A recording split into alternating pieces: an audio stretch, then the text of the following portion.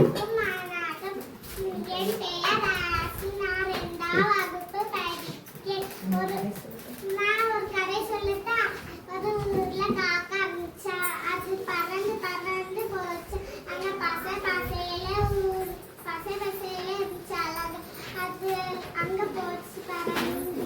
அங்க தனி தாகமா இருந்துச்சு. அதுக்கு தனி தாகத்துல அங்க பறந்து இல்லையா, அது பறந்து பறந்து போச்சு. ஒரு வீடு இருந்துச்சு. அதுக்கு வெளியே ஒரு ஜாடியில தண்ணி இருந்துச்சு. குடிச்சு வச்சு இல்லையா, அங்க கற்களை போட்டு போட்டு நாளாச்சு. அது குடிச்சிச்சு. அதை ரோசிச்சு அங்க அங்க பறந்து பறந்து போயிடுச்சு. அங்க அங்க தெரிஞ்சிச்சு. அங்க ஆட்கள் நிறைய ஆட்கள் மரத்தை வெட்டிட்டு இருந்தாங்க. வெட்டாதீங்க மரத்தை வெட்டாதீங்க, ஊருக்கு எல்லாம் தண்ணியே இல்லை, எல்லா ஊரும் காஞ்சி பசை பசையில இருந்துச்சு. நான் வெட்டாதீங்க சொல்லிச்சு. அது எல்லாம் கேட்டாங்க. நன்றி. அனைவருக்கும் முதல் வணக்கம்.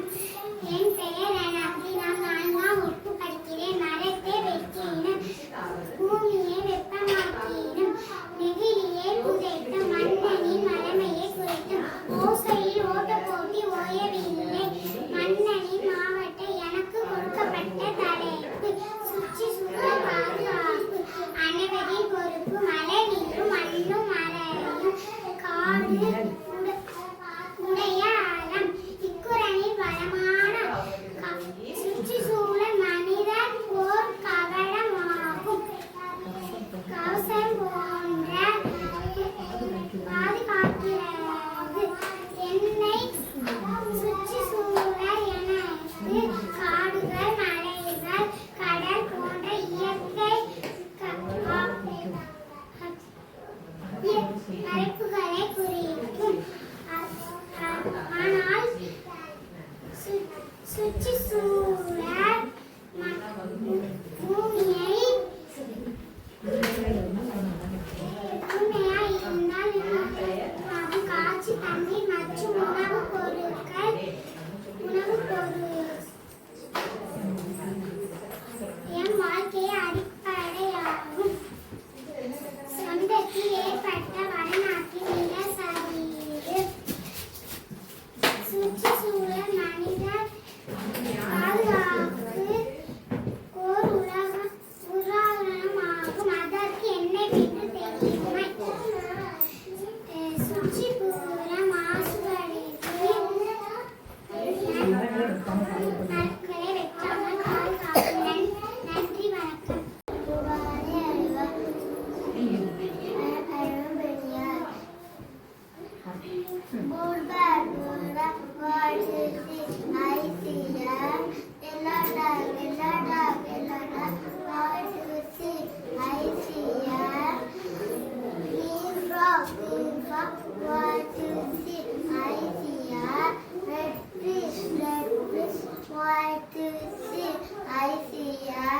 Small ball, what do you see?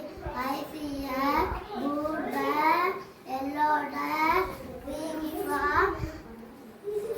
I see a red fish. என் பேர் வித்யா. 1ஆம் படிக்கிறேன். விளையாட்டி அணிலே கை கட்டி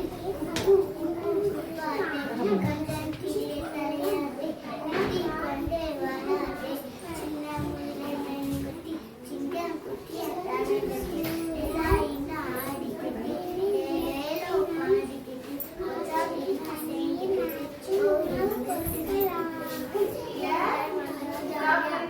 இரண்டாம் வகுப்பு படிக்கிறேன்.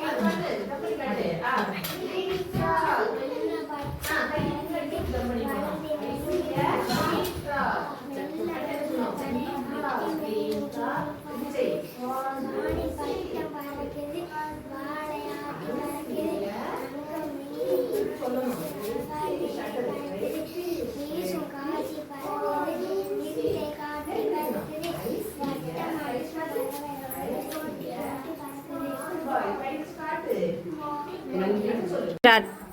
அனைவருக்கும் வணக்கம்.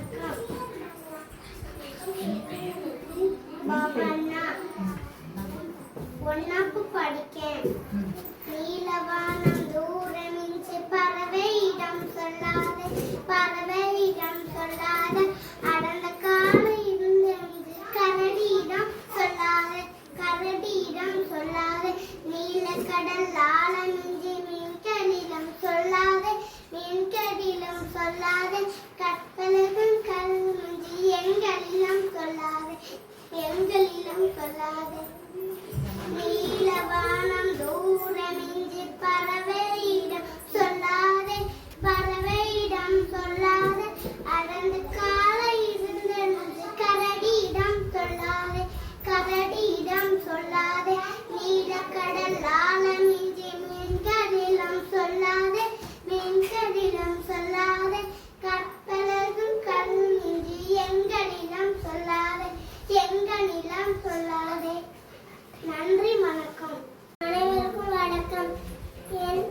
என் பெயர் அலிஸ். நான் 2ஆம் வகுப்பு படிக்கிறேன்.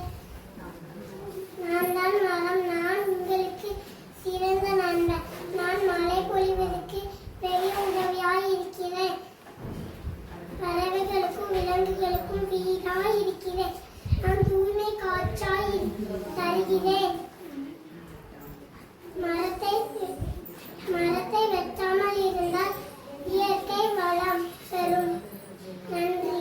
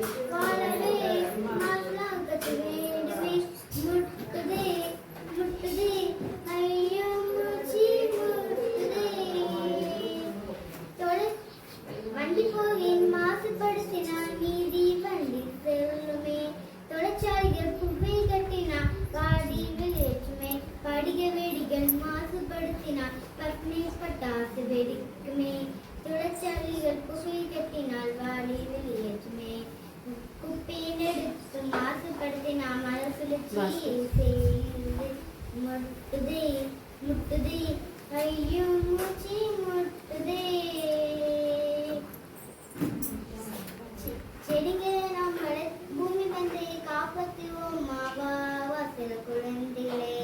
மனங்களை நாம் வளர்த்திடுவோமா, ஆமா ஆமா செய்வோமே. பசுமை வாழ்க்கை நம்மால் முடியுமா, வாழ்ந்துதான் பார்ப்போமே. முட்டுதே முட்டுதே சுற்றுச்சூழல் மீது நாம் அக்கறை கொள்வது நமக்கு மட்டுமல்ல, வருங்கால சந்ததிகளுக்காகவும் தான். அனைவருக்கும் எனது இனிய காலை வணக்கம். என் பெயர் தர்ஷினி. நான் 4ஆம் வகுப்பு படிக்கிறேன். எனக்கு கொடுக்கப்பட்ட தலைப்பு சுற்றுச்சூழல் பாதுகாப்பு எனது பொறுப்பு. நோயற்ற வாழ்வை குறைவற்ற செல்வம் என்பது பழமொழி. நோயற்ற வாழ்வில் நாம் வாழ வேண்டும். வள்ளலார் இறைவனிடம் வேண்டும் வேண்டுகோள். இதற்கு நம் வீட்டு தூய்மை மற்றும் போதாது, சுற்றுச்சூழல் தூய்மை இன்றியமையாது. சுற்றுச்சூழல் என்பது காடுகள், மலைகள், ஆறுகள், கடல்கள் போன்றவையாகும். பல்வேறு நோய்க்கு காரணமாகுவது திகழ்வது நீரை. இன்று ஆறுகள், குளம், குட்டைகள் தூய்மையை இழந்து காணப்படுகிறது. தொழிற்சாலை கழிவுகளும் சாயப்பட்டறை கழிவுகளும் ஆறு கடல்களில் கலக்கிறது. எனவேதான் ஆறுகளையும் கடல்களையும் தூய்மையாக வைப்பது நமது கடமையாகும். கடல் நீர் குடிநீராக்கும் திட்டத்தை விரிவுபடுத்தினால் தூய நீர் கிடைக்க வழி பிறக்கும். வேளாண்மையில் ரசாயன உரங்களை பயன்படுத்துவதால் நிலம் நச்சுத்தன்மை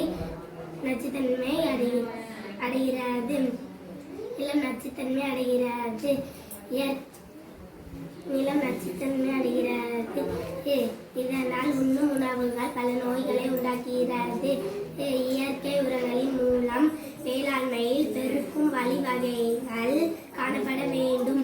ஊர்திகள், தொழிற்சாலை கழிவுகள், அனல் மின் நிலையங்கள், விண்வெளி ஆய்வுகள் போன்றவையால் காற்று தூய்மை இழந்து காணப்படுகிறது. ஆகையால் நம் சுற்றுச்சூழலை பாதுகாக்க வேண்டும். புகையும், தூசும், சாம்பலும், கதிர்வீச்சும் உடல் நலத்தை கெடுக்கிறது. நச்சு தன்மையால் ஓசோன் படலம் கிழிப்படுகிறது. சுற்றுச்சூழலை பாதுகாப்போம், நோயற்ற வாழ்வை பெறுவோம்.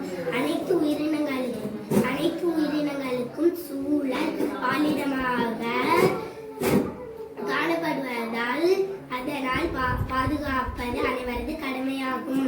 நன்றி, வணக்கம்.